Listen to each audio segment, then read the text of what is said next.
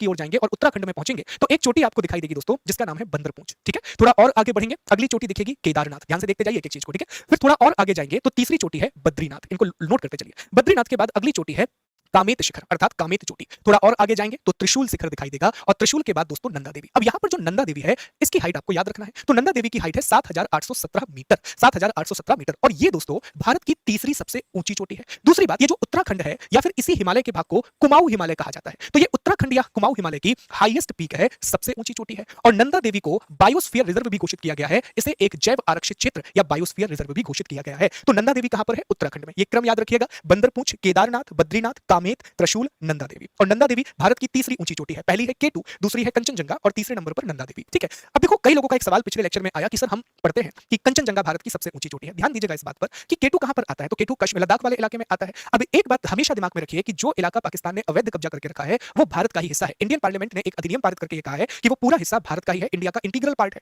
तो अगर आप ये कह रहे हैं कि केटू भारत की ऊंची चोटी नहीं कंचनजंगा है, तो आप ये कह रहे हैं कि वो हिस्सा भारत का नहीं है। तो अगर ऑप्शन में केटू और कंचनजंगा दोनों दिए गए हैं, आपका जवाब केटू होगा। पर अगर वो नहीं है तब आपका जवाब कंचनजंगा होगा। ठीक है, तो ये पॉइंट याद रखिएगा।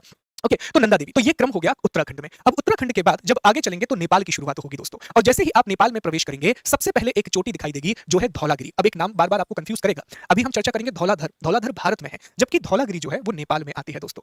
और आगे जाएंगे पूर्व की ओर तो फिर एक चोटी दिखाई देगी अन्नपूर्णा। प्रश्न आ चुका है कि अन्नपूर्णा चोटी कहां पर है? नेपाल में स्थित है। अन्नपूर्णा के बाद आगे दोस्तों मनशालू। अब इसे मकालू से कंफ्यूज मत करना, ये मनशालू चोटी है। ठीक है, मनसालू चोटी के बाद और आगे जाएं गणेश शिखर। गणेश शिखर के बाद गौरी शंकर चोटी। गौरी शंकर चोटी के बाद चो न्यू नहीं है, चो म्यू है दोस्तों। चो म्यू शिखर दिखाई देगा। चो म्यू शिखर के बाद माउंट एवरेस्ट जो दुनिया का सबसे ऊंची चोटी है, which is the highest peak of the world. ठीक है, और माउंट एवरेस्ट के बाद मकालू पर्वत दिखाई देगा। ये भी बहुत बहुत ज्यादा हाइट है। और ये सारी चोटियों को आप देखिए दोस्तों, तो गौरी शंकर को छोड़ दीजिए, बाकी सब 8,000 मीटर के ऊपर की चोटियां हैं। ध्यान दीजिएगा, धौलागिरी को देख लीजिए 8,172, अन्नपूर्णा 8,091, मनशालू 8,163, गौरी शंकर चोम्यू 8,201, माउंट एवरेस्ट 8,848, मकालू 8,481। उससे भी इंपॉर्टेंट ये है कि ये सारी की सारी चोटियां, ये सारे के सारे पीक नेपाल में स्थित हैं। ठीक है, ये पूरा इलाका नेपाल में ही आता है। तो क्रम याद रखिए, खासतौर पर धौलागिरी, अन्नपूर्णा, जो इंपॉर्टेंट है वो बता रहा हूं, धौलागिरी, अन्नपूर्णा, मनसालू, एवरेस्ट और मकालू। ये क्रम याद रखिएगा, यहीं से दोस्तों प्रश्न बनते हैं। अब वापस से भारत आ जाइए और भारत का आपको एक बहुत प्यारा राज्य जो जनसंख्या की दृष्टि से भारत का सबसे छोटा राज्य है सिक्किम मिलेगा। और सिक्किम में भारत की दूसरी सबसे ऊंची चोटी है, नाम है कंचनजंगा। 8,598 मीटर ऊंची ये चोटी है दोस्तों। और कंचनजंगा के बाद अरुणाचल प्रदेश में एक और चोटी दिखाई देगी, नामचा बरवा। तो ये